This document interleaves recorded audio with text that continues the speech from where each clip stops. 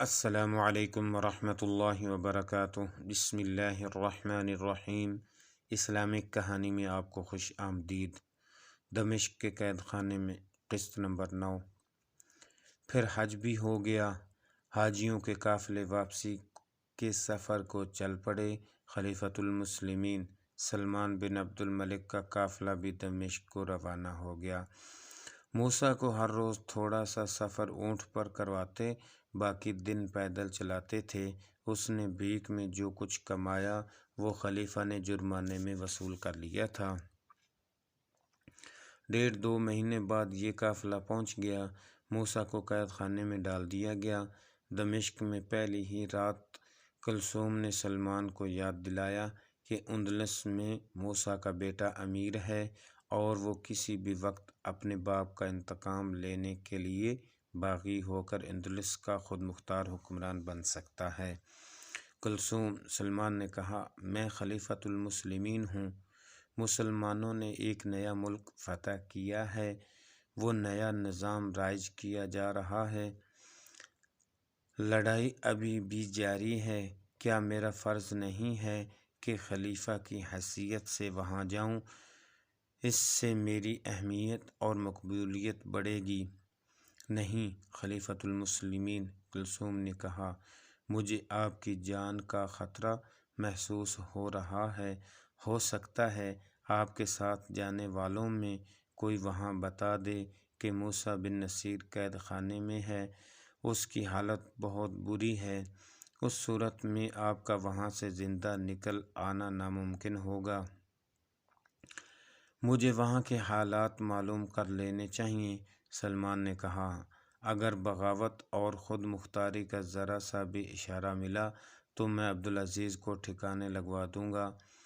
دوسرے دن خلیفہ سلمان نے پہلا کام یہ کیا کہ ایک تیز رفتار قاصد کو اندلس اس حکم کے ساتھ روانہ کیا کہ وہاں کے حالات معلوم کر کے آئے۔ خلیفہ نے اسے تفصیل سے بتایا کہ اسے کیا کچھ معلوم کرنا ہے اور بہت جلدی واپس آنا ہے۔ اور آخری بات، سلمان نے قاصد سے کہا، کسی کو یہ پتہ نہ چلے کہ تم میرے بھیجے ہوئے قاصد ہو۔ اپنے متعلق تم یہ بتانا کہ تم اندلس میں یہ دیکھنے آئے ہو کہ اس ملک میں آ کر آباد ہو جاؤں تو کچھ سود مند ہوگا یا نہیں۔ انتہائی تیز رفتاری سے آنے جانے کے باوجود قاصد کو 1.5 مہینہ لگ گیا۔ اسی دوران موسیٰ کو یہ حکم دیا گیا کہ وہ صبح سویرے قید خانے سے نکل کر شہر میں بھیک مانگا کرے اور شام میں تمام رقم قید خانے کے حاکم کے حوالے کر دیا کرے۔ خلیفۃ المسلمین قاصد نے اندلس کے احوال و قوائف سناتے ہوئے کہا، اس سے زیادہ خوبصورت اور سرسبز خطہ دنیا میں شاید ہی کہیں ہوگا۔ میں خطے کے متعلق کچھ نہیں سننا چاہتا۔ خلیفہ سلمان بن عبد الملک نے کہا، صرف یہ بتاؤ امیر عبدالعزیز بن موسیٰ وہاں کیا کر رہا ہے اور اپنی فوج اور لوگوں میں اس کے متعلق کیا باتیں ہوتی ہیں۔ اگر فوج اور لوگوں میں وہاں کوئی آدمی مقبول ہے تو وہ صرف امیر اندلس عبدالعزیز ہے۔ قاصد نے کہا، وہ متقی اور زاہد ہے، عالم دین ہے۔ عرب اور بربر تو اسے عزت و احترام کی نگاہوں سے دیکھتے ہی ہیں، عیسائیوں میں بھی وہ ایک نیک نام ہے۔ قاصد نے تفصیل سے بتایا کہ اس نے مقامی لوگوں کی فلاح و بہبود کے لیے کیا کچھ کیا ہے اور کر رہا ہے۔ امیر اندلس عبدالعزیز نے وہاں کے لوگوں کی کایا ہی پلٹ دی ہے۔ قاصد نے کہا، وہاں دولت مند عیسائی غریب عیسائیوں پر حکومت کرتے تھے۔ وہاں انصاف اسی کو ملتا تھا جس کے پاس سونے کے سکے ہوتے تھے۔ زندگی کی ہر عیش، ہر سہولت اس طبقے کو حاصل تھی۔ امیر عبدالعزیز نے غریب عوام کو ایسی زندگی دی ہے کہ وہ نہ صرف پیٹ بھر کر کھانا کھاتے ہیں بلکہ انہیں وقار اور تکریم بھی حاصل ہو گئی ہے۔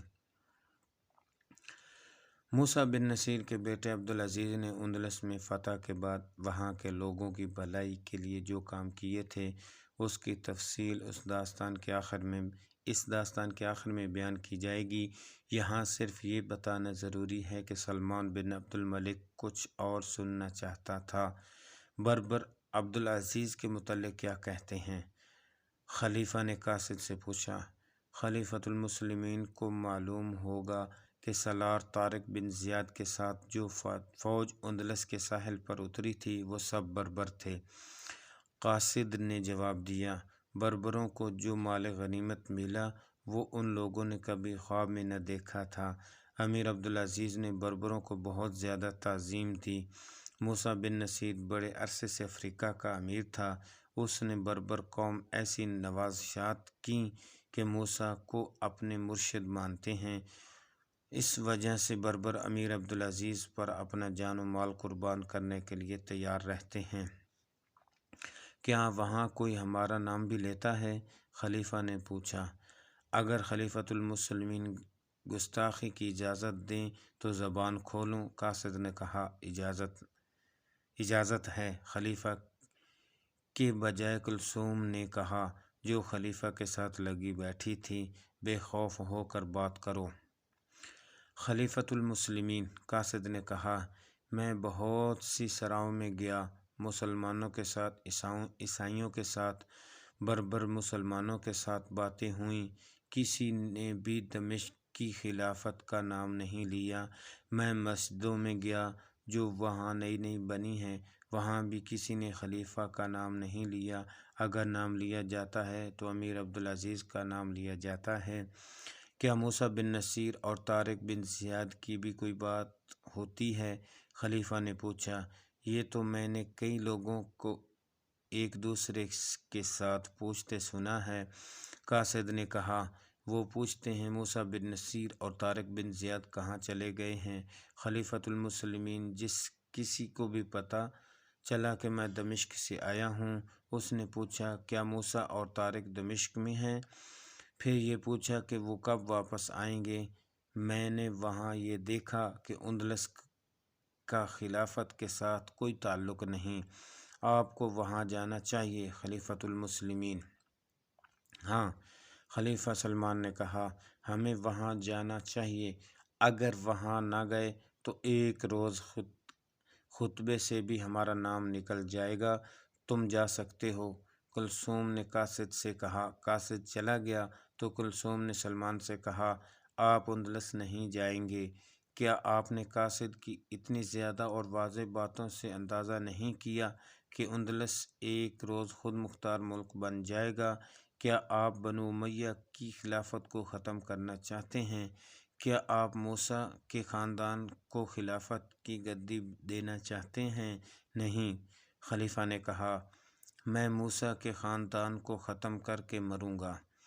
موسیٰ کو یہ اختیار کس نے دیا تھا کہ وہ نئے مفتوحہ ملک میں اپنے بیٹے کو امیر مقرر کر آیا ہے؟ کلثوم نے کہا، موسیٰ کو ختم کر دینے سے اس کا خاندان تو ختم نہیں ہوگا، اس کی نسل ختم ہونی چاہیے۔ ابو حنیف کو بلاؤ۔ خلیفہ نے کہا۔ کلثوم چل پڑی۔ تم کہاں جا رہی ہو؟ خلیفہ نے اسے روکا۔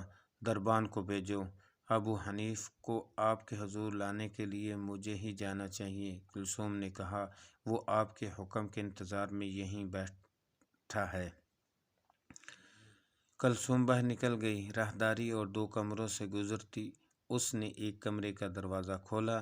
یہ بڑا ہی خوشنما کمرہ تھا۔ اس میں ایک ادھیڑ عمر خوبرو عرب بیٹھا تھا۔ کلثوم کو دیکھ کر وہ اٹھ کھڑا ہوا اور اپنے بازو پھیلا دیے۔ کلثوم سیدھی اس کے بازوؤں میں چلی گئی۔ یہ ابو حنیف تھا۔ بیٹھ جاؤ۔ کلثوم نے اسے بٹھا دیا اور اس کے پاس بیٹھ کر بولی، اندلس جانے کے ارادے رکھتا ہے؟ تم اس کے مشیر ہو۔ مشیر تو اس کے اور بھی ہیں، لیکن میں نے تمہیں اس کے دل میں اتارا ہوا ہے۔ یہ کوئی نئی بات نہیں۔ ابو حنیف نے کہا، کوئی نئی بات کرو۔ قاصد کیا خبر لایا ہے اور سلمان کیا کہتا ہے؟